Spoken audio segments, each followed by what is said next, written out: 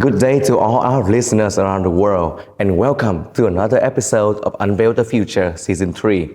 I'm Tiến Thành, Marketing and Communication Specialist at the VinFuture Foundation, and I'm delighted to be your host today. Originating from Vietnam, the VinFuture Prize celebrates world-changing scientific breakthrough that create a better future for humanity. We are now calling for nominations for the 2026 prize season. Please scan the QR code here for further details. And without further ado, I'm pleased to introduce you to our special guest today, Dr. Shu Namiki, Assistant Director General of the Department of Electronics and Manufacturing at AIST, Japan. Dr. Namiki is a pioneering researcher in photonics and optical communications. He has developed award-winning high-power pump lasers, invented the multi-wavelength pump fiber Raman amplifier, and co-authored more than 700 publications and patents. His work has shaped the future of high-performance communications and energy-efficient optical networks. Earlier this year, Dr. Namiki joined the VinFuture InnovaConnect Event in Da Nang, where he shared his vision for how photonics and platform technologies can empower a sustainable, connected society and continue to inspire the next generations of scientists and engineers around the world. Today, he joins us to discuss how his groundbreaking work is redefining limits of communications technology and how innovations can bridge nations towards a smarter, more sustainable future. Once again, it's an honor to have you with us today, Dr. Shu Namiki. To begin, could you share with me and our audience what first inspired you to pursue a career in photonics and optical communications, and what continues to drive your passion for this field today? My major in the university was theoretical physics, and I was very intrigued by, the very beautiful, and yet sometimes it can be counterintuitive and mysterious, very deep knowledge of the mother nature, like a quantum mechanics or theory of relativity.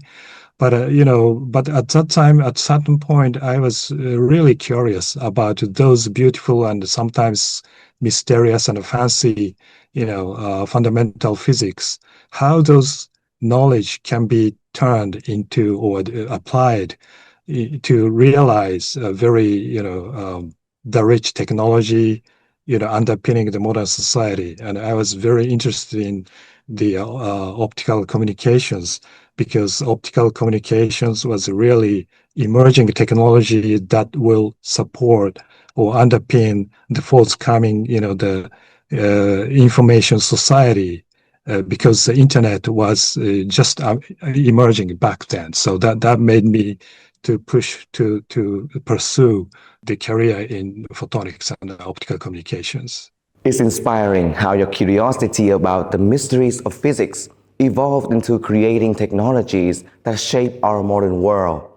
Looking back on that journey, were there any key moments or experience that helped your transitions from being a researcher to leading large-scale scientific projects in Japan? Yeah, well, that's a little bit a long story, but that's definitely the WDM bubble burst in 2001. Everyone in the field of optical communication back then was desperately disappointed and saw no future at all because of the bubble burst.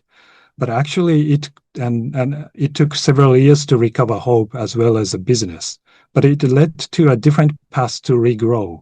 So I was in the company, and the company has to pursue the profit, but we were facing the very, very difficult times, but the way how the technology of optical communications or the market is recovering was a little bit different than before, and that is optical communications began to be more needed in the datacom space rather than backbone telephone infrastructure. So the structure of industry was changing, and that I thought, we need more close collaboration between photonics and IP networking, and this is so drastic, and the cross-disciplinary event. So I felt that we need some more higher level actions like a governmental action necessary to fully support the change.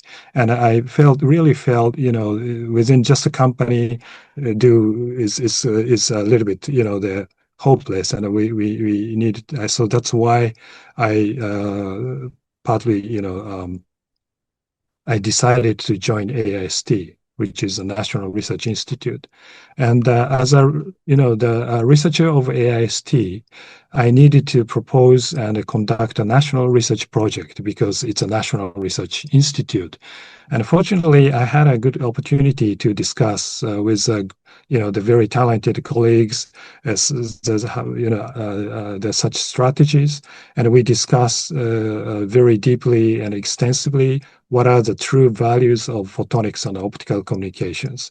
And we reached a conclusion that they were about extremely low energy for higher bandwidth and a lower latency.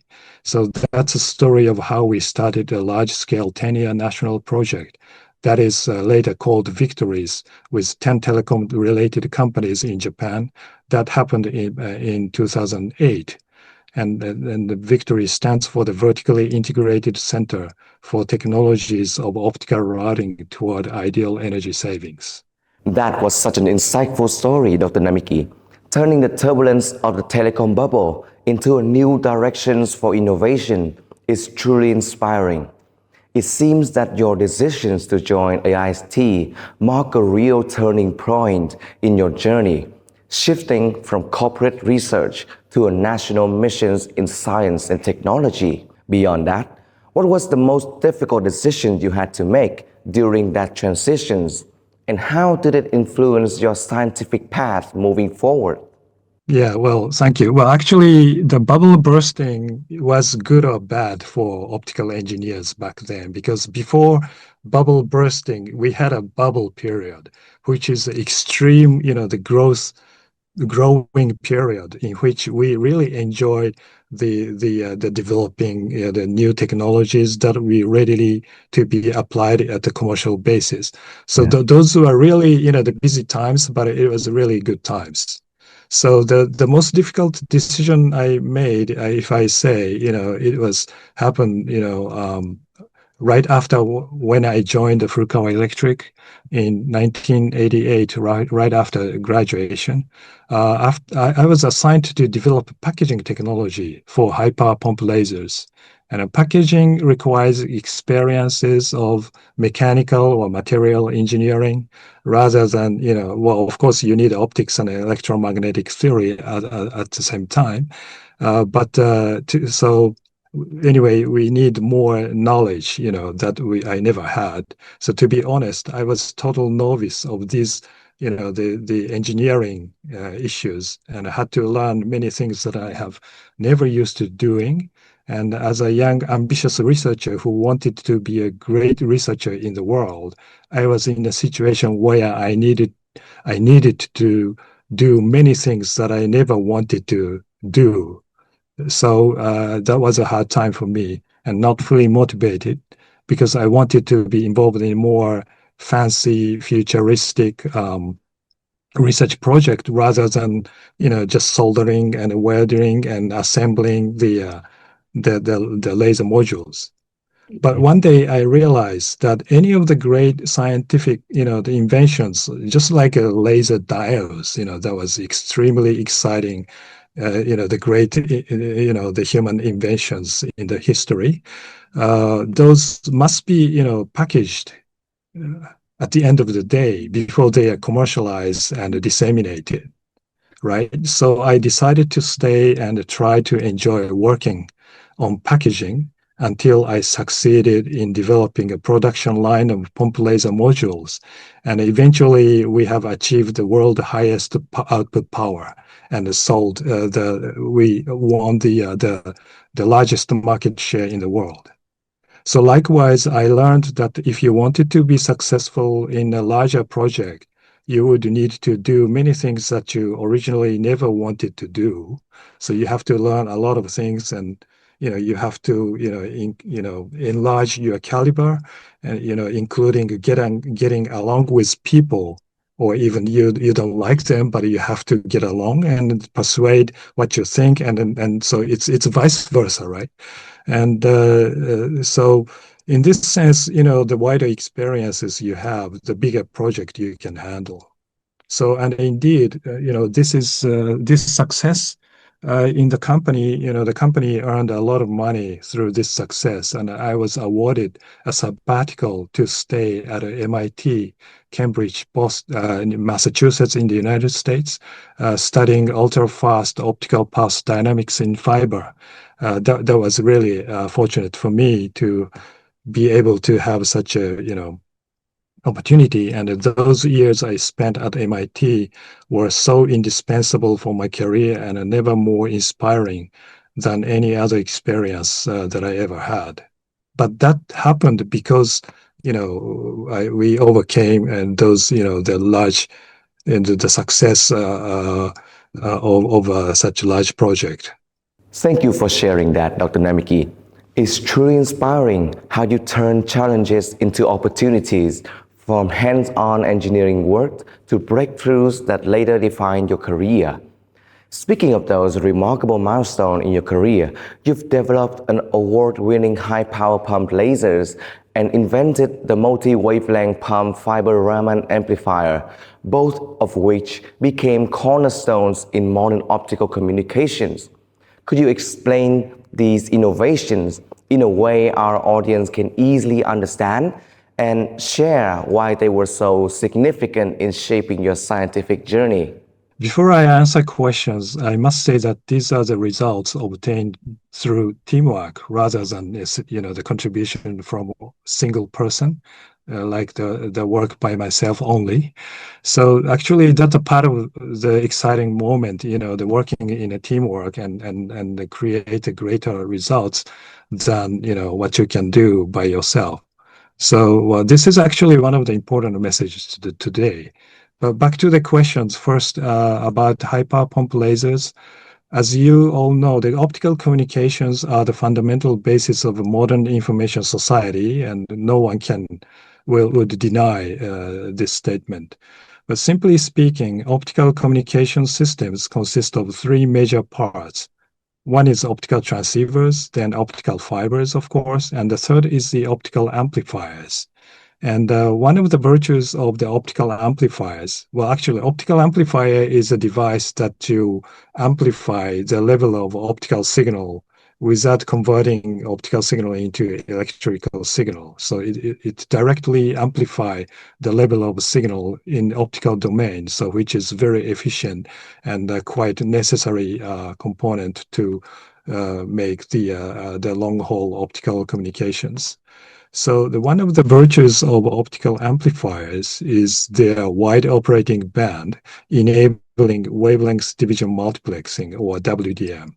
So the WDM is a technology that bring together the many different wavelengths of the lasers, and each of the lasers impose the data independently to each of those wavelengths, and then combine them together and then transmit through a single fiber.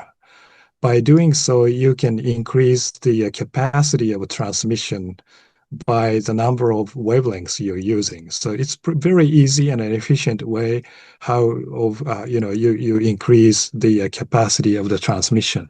So the use of the WDM has dramatically enhanced the scalability of transmission capacity and reduced the cost per bit, which is a more important aspect.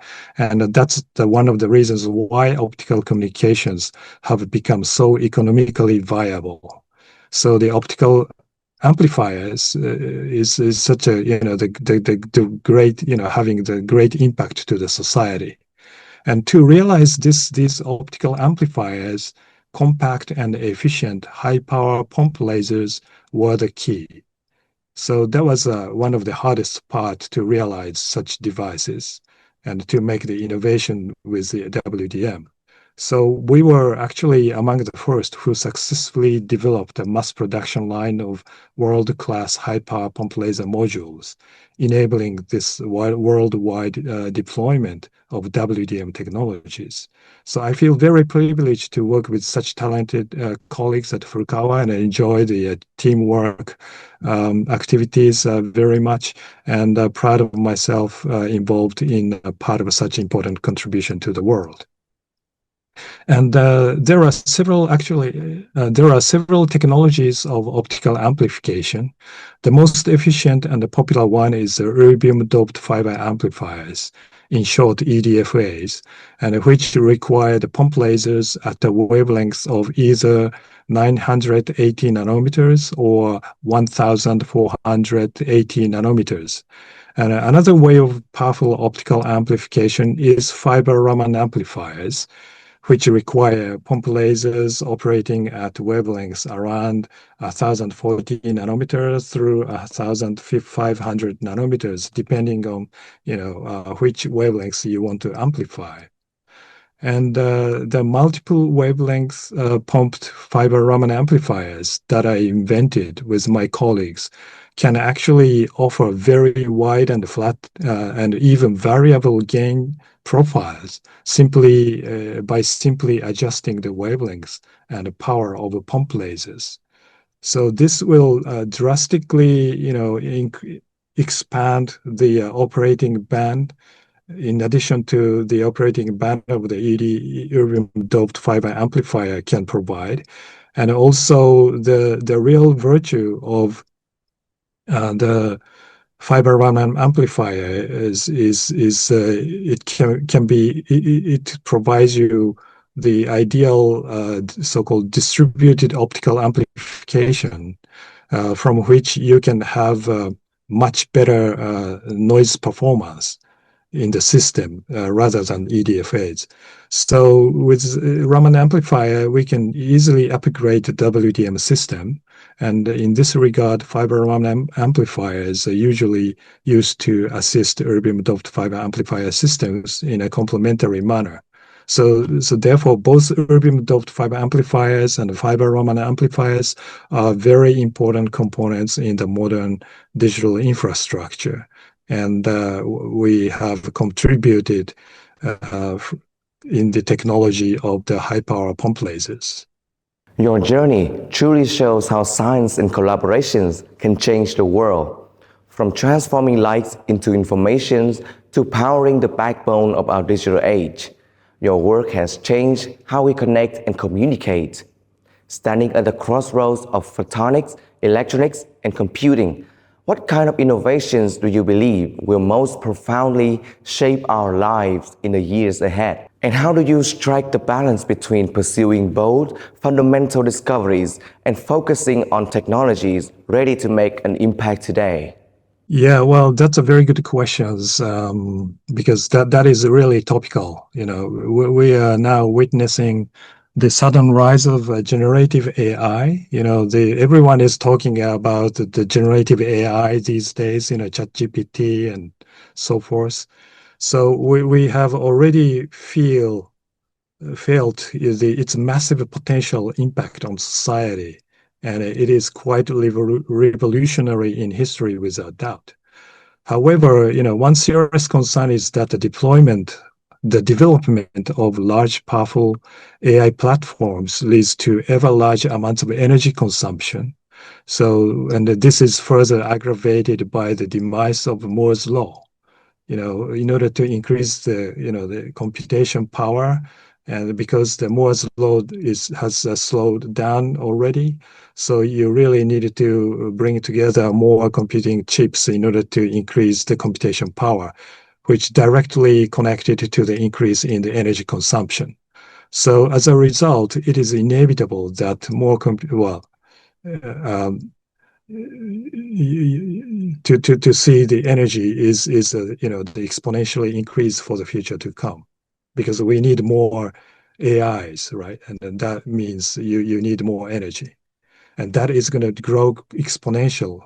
And the exponential growth is a nice thing it's a good thing, but it's really scary thing if it's grow exponentially, like, it can be 10 times or 100 times within, several years. That's the fear of, of the exponential growth. And that means that, it's already the data centers or AI infrastructure already consumes a few percent of global electricity, generation. And so if you multiply a few percent times 100 times, and then you can see the answer, that is really, disastrous situation. So the fear arises from the harsh competition between nations, mainly sparked by the United States, building an unprecedentedly large-scale AI system together with power plants, and regardless of how much more energy you consume. So this is not sustainable or constructive move at all, and even reminiscent of arms race in the 20th centuries. So it's really, could be very dangerous. And therefore, we need to create a new sustainable technology that allows performance to increase without increasing energy consumption as much.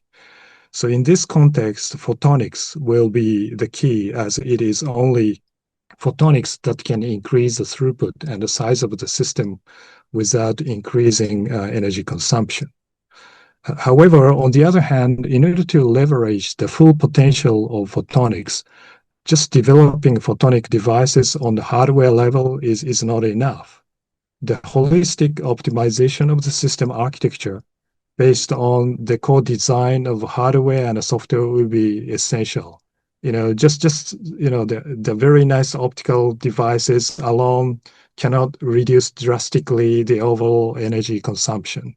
You need to design the new system or architecture such that fully leverage the potential or the beauties of or advantages of photonics, and then dramatically reduce the overall energy consumption. So the innovation will arise from such vertically integrated processes. I mean, from the devices to the systems, and from hardware to the software. And indeed, such examples have already been seen in the activities of the hyper giants such as Google, Broadcom, and NVIDIA. They are, well, selected players, I would say. Everyone cannot do such things because, you need to be very self-containing by possessing all the vertically integrated technology and the resources with ample investment ability, right? So in this sense, the rest of the world is now somehow challenged by these hyper giants as to how we will jointly create or participate in the activities in a global sustainable manner, building a new value chain and ecosystem in the new AI era. So while the technological evolution surrounding generative AI is so rapid, the building a new value chain and ecosystem systems using novel technologies takes a while. So it may take a longer time than the currently rapidly evolving AI market. But we need to be aware of this gap for sure. But the era of generative AI will last at least a decade or two, right? I mean, this is huge, enormous potential we are seeing for the generative AI. So it must last for a while, like a decade. So therefore, the short-term development and the mid and long-term research will be strategically important. So we need to keep the balance of both. And it may be more important to continue to work, until it succeeds. So the keep on working will be very necessary. And, the innovations will follow. That's a truly eye-opening perspective, Dr. Namiki, especially on how photonics can help build a more sustainable foundation for the AI era. It's fascinating to see how deeply your work connects scientific innovation with global responsibility. On a more personal note, is there a story or a memorable moment from your research that reminded you why you chose this path in science? Something that continues to drive your passion today? Well, yeah, well, that's a difficult question to answer because I have plenty of tiny, tiny stories and memorable moments that reminded me of why I chose this path. But if I dare to summarize, all of them, and then simply speaking, it's a relation with the researchers all over the world. So whenever you achieve and publish good scientific and engineering results, the researchers in the same field anywhere in the world will understand the value, and we can share the good or bad and the efforts, and we have a mutual respect to each other, and then become good friends and rivals in a good sense. So such interactions and networking with people all across the world are really rewarding and inspiring. And so those are stories that I have. That's such a touching reflection, Dr. Namiki. It captures the very heart of what science is about, connecting minds, sharing discoveries, and building something greater together. At AIST, you've carried the same spirit forward, leading national projects and inspiring innovation across disciplines. How did your time there influence your vision for turning research into real-world impact? And what approaches have proven most effective in bringing those ideas from concept to applications? Yeah, well, so I have conducted the large national project called Victories. And in the Victories project, we did field demonstrations for a few times. And in the biggest one that happened in 2014, we built a field test bed consisting of what we developed in the project. So devices and the subsystems and the systems we bring together and then construct a field test bed.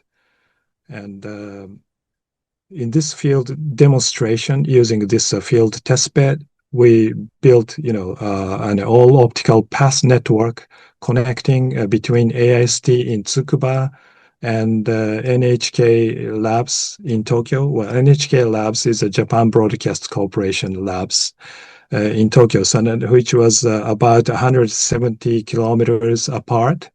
So connecting through the optical fiber and optical switches. And we built a system that controlled our developed optical switches and realized low latency, 8K, ultra high definition, uncompressed video transmission at a bit rate of 72 gigabit per second to perform the remote musical session, between the two places. So two musical players, like a Japanese guitar players located in the two separate places, and then exchange the low latency, high resolution video images, and they try to do the remote musical sessions. And we showcased this live remote musical session in front of an audience and with a great success, which was really showy things. It was quite exciting musical session with a very high technology. So 8K uncompressed video was so real, and because of the optical switches, the delay was negligible. And afterwards, I talked to the musicians, and they, said that the delay was very negligible, so they could truly enjoy the remote musical session as if they were on the same place. And actually, this is posted on AIST's YouTube channel. So if you're interested, you can take a look. But behind such a showy demonstration, we needed to assemble the devices and components developed in the project into a whole system that can actually operate for such a remote musical session. So through this experience, I learned that by setting a common goal to build the whole systems, each of the device and the software researchers from different backgrounds, participating in this project, will get together to discuss each of the specifications, cross-checking each other to achieve the common goal. And in doing so, they will deepen their understanding with each other, although they are from the different fields. But they are, put them together and then they forming the same common system as a whole. So it is an invaluable experience for each of the researchers to understand the relation between the technology, each of their technologies, and the entire system, or that leads to and grasping the value of each of the small, tiny, technology, related to the society, right? I mean, so in my experience, building a testbed by putting all related technology together was very effective to shorten the path from the lab to pilot to application. That's such an incredible story, Dr. Namiki. It beautifully captures how science and art can meet through technology. I can only imagine how surreal it must have been to see two musicians perform together 170 kilometers apart, almost as if they were sharing the same stage. How do you envision the future of global optical communication networks? What breakthroughs are still needed to reach that vision? And what skills or mindset do you think young scientists should develop to succeed in this field? Well, the applications of generative AI technology seems to be infinitely enormous. So far, only general purpose or cloud-based generative AI applications are on business, such as ChatGPT, Copilot, Gemini, and so forth. But they are still at nascent stage, and I believe more values of our AI application should be found in long tails, namely more local or specialized areas that are diversified all across the country. So it's easy to imagine what types of digital infrastructure can better support such diverse, local, specialized services. It's the mobile and edge networks and computing. So cooperating with the cloud infrastructure. So for example, for autonomous driving or robotics, mobile edge computing has to be of much more high capacity, low latency, operating at much lower energy consumption, as well as at a much lower cost. So I believe that no country has such digital infrastructure sufficient for the wide and disseminated use of generative AI services. So there are plenty of rooms for the development and using the photonics or optical communication networks. So in order to develop the mobile edge computing suitable for AI services in future, at least technologies currently used for cloud computing has to be more mass produced at lower cost, and hardware has to be adjusted to what is required in the mobile edge computing, while the system architecture for mobile edge computing has to be adjusted to better utilize the hardware and vice versa. So there are plenty of technical issues has yet to be addressed, which spans a wide range of technical fields from material, device, system, networking and architecture, software applications. So generally speaking, networking is going to be converged to computing, leveraging the power of photonics in the forthcoming AI era. So, therefore, the skills for both networking and computing will become more and more important. And moreover, skills of a holistic optimization of a system, including both hardware and software, considering the value of the specific application, will be very important as well. So I know it's too demanding for an individual researcher or engineer. So what I mean is building an R&D ecosystem will be the key to promoting mutual understanding of such development and open-mindedness of each of the researchers or engineers is very important. That's a powerful vision, Dr. Namiki, and it perfectly highlights how collaborations and open-mindedness will shape the future of AI and photonics together. You recently joined the VinFuture Foundation's InnovaConnect event in Da Nang, where you share your insights on the convergence of electronics, and photonics. What inspired you to take part in this event? And what impressions did you take away from that experience? Yeah, well, thankfully, I truly enjoyed participating in this event where I was impressed by a great energy and enthusiasm of the city of Da Nang, as well as the local Vietnamese people from industry and academia towards the growth in the field of semiconductor and photonics. And actually, it was my first visit to Vietnam, and it suddenly gave me a chance to understand Vietnam much better. And so, considering the great potential of Vietnam to further grow, I can only see the bright future of Vietnam, and hopefully Japan will contribute more and be part of such growing ecosystem. Yeah, well, as I explained, photonics industry is now facing a historical turning point at which photonics devices are now incorporated into electronic devices. And these are really exciting times in the historical context of photonics and optical communications. And this trend will lead to a significant change in the structure of the global chain, and therefore new players with emerging technologies will have much greater chances ever to enter the market by creating a new value chain. So I assume this transition will last at least a decade from now. So there must be a lot of opportunities for Vietnam as well as other emerging economies. I believe that there are plenty of areas and aspects in which Japan and Vietnam can be complementary to each other, or other the advanced countries like the U.S. or the European countries. Um, because, well, especially Japan is now suffering from the aging population and the saturated economic growth, while Vietnam is still very opposite, as far as I understand. So growing economy actually is a strength by itself, at least from my experience.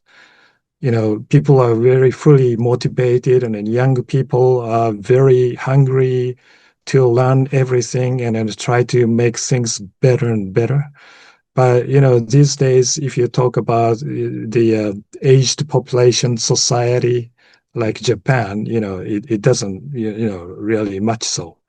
So of course, in order to promote and build a close relation between two countries and inspiring the younger generations in Vietnam, frequent exchange of engineers and researchers should be encouraged in the first place. And of course, inclusivity definitely one of the most important keywords for frequent and diverse international exchanges of the people.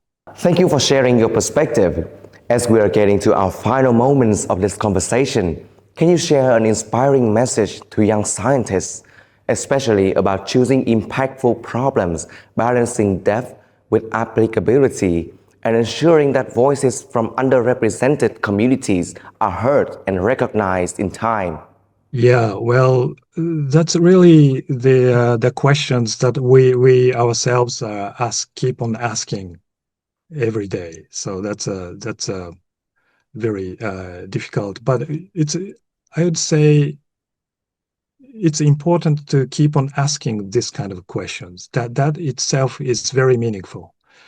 But having said that, if I say some of the message, well, first I would say, well, stay optimistic and keep on going and keep talking to your colleagues.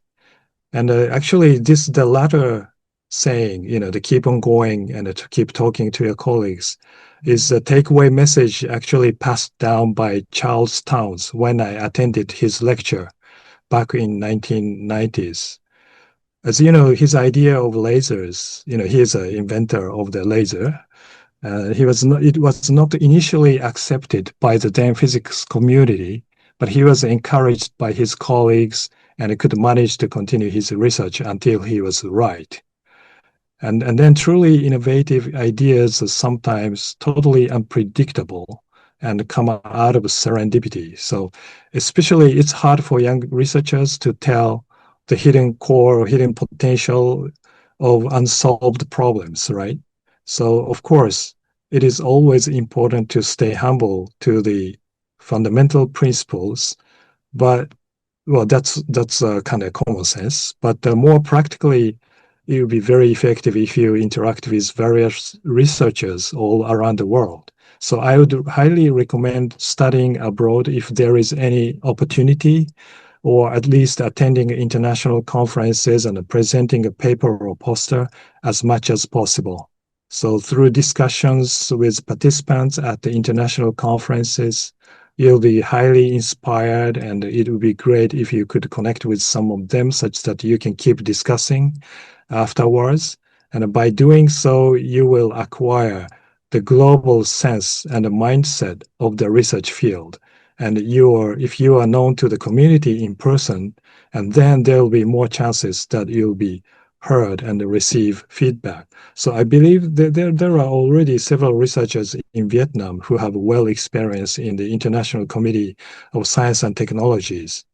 So, talking to them and getting inspired from those people, and and then you can build up your the research skills and leading to the bright future. So I would say, the young researchers to go to international and acquire the global sense and the mindset of R&D, and that will good for the country in turn. So. Thank you so much, Dr. Namiki, for sharing your time and insights with us today. Your journey from a young physicist captivated by the mysteries of nature to a pioneering leader shaping Japan's innovation landscape is truly remarkable. Through your work, we've seen how light itself can become a bridge between science and society, connecting disciplines, industries, and people across the world. Your reflections on the power of collaborations, sustainability, and human curiosity remind us that real innovation doesn't just come from technology. It comes from the shared vision and persistence of those who believe in a brighter, more connected future. To our listeners, we hope today's conversation has sparked your curiosity and inspired you to see how light in every sense continues to power human progress. If you enjoyed this episode, don't forget to subscribe to our YouTube channel and tune in to Unveil the Future on Spotify. You can also follow the VinFuture Foundations on our website and social media to stay updated on the VinFuture Prize, InnovaConnect, and other initiatives celebrating global innovations. Before we go, a quick reminder. The nomination portal for the 2026 VinFuture Prize is now open and will remain so until April the 17th, 2026. Thank you as always for your continued support. Stay tuned as we continue our missions to discover and honor groundbreaking scientific breakthrough. I'm Tiến Thành, and it's been a pleasure being your host today. Thank you for listening, and until next time, keep imagining, keep innovating, and keep working together to unveil the future.